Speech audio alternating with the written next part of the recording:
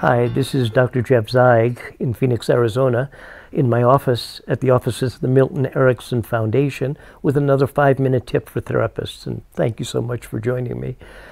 The first 5-minute tip of 2018 was attunement. I want to continue attunement 2 because this is a broad topic. As I said, it's a topic that I'm currently preparing for a book.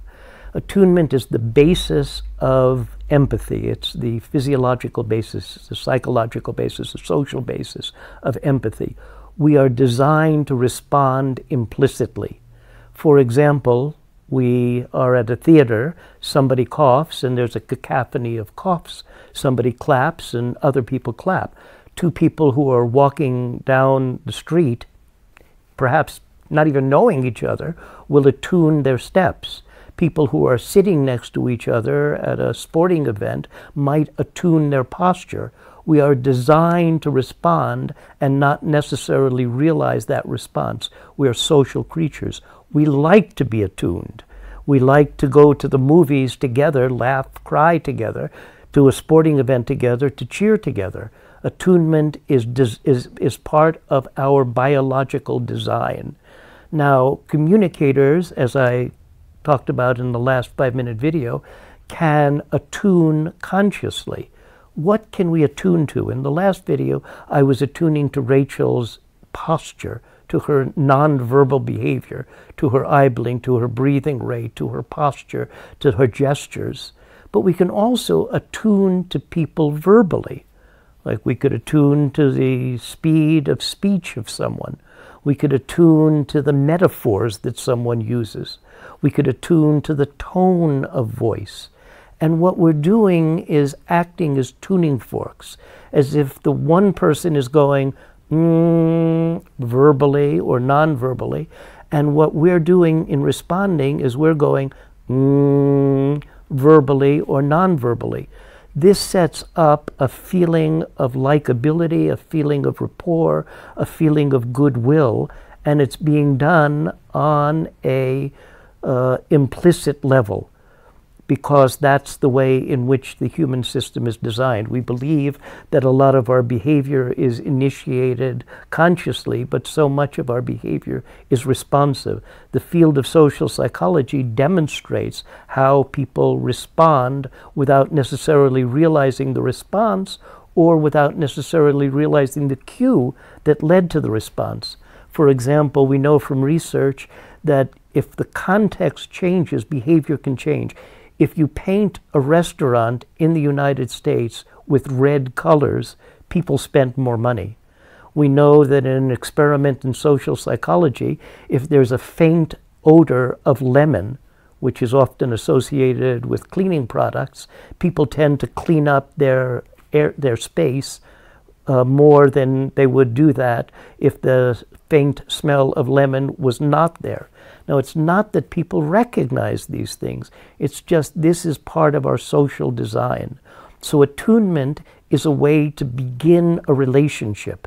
If you're a parent talking to a child, if you're a teacher talking to a student, if you're a businessman talking with a colleague, one of the ways that you can start is to resonate with the person that you're talking to. As a therapist, when I'm working with an individual, when I'm talking to an individual within the context of a couple session or a family session, I work avidly to attune myself to some aspect, especially at the beginning of the relationship. Now, after having practiced this so many times in my working memory, I don't even have to think about it anymore. This is part of my procedural memory. This is who I am with people. I immediately attune.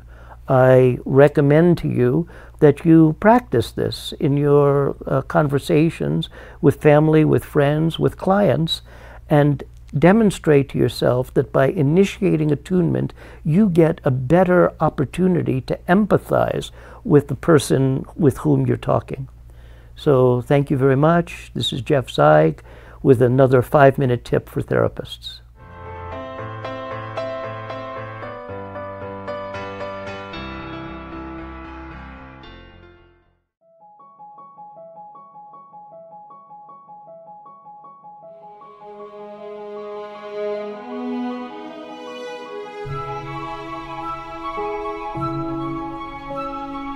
we're such a powerful force in our clients' lives when they come and they trust us. They bring that vulnerability to us.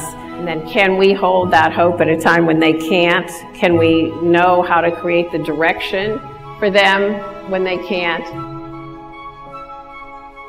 As long as men's trained, women are living with it and just say that's how he is and that's how men are, we can preserve patriarchy intact. And so part of this conversation is maybe this is the beginning somewhere yet again of the end of patriarchy. In this moment with you right now, what am I going to be loyal to? Am I going to be loyal to my grudge? Am I going to be loyal to my point, my righteous indignation, my wounds, my triggering? Or am I going to be loyal to you and to this relationship? The victim can say, I just can't do this, I hate you, I can't be near you, can't touch you. That can happen. But wait, the perpetrator can say, I don't dig this any longer, I don't want to be the bad guy, I don't want to be the person who's always being angry at. They could get out of this thing too. So the therapist has to really hold these two. But if you want to hang in there, if you want to do this, I promise you, this relationship will be unlike it ever was. I promise that.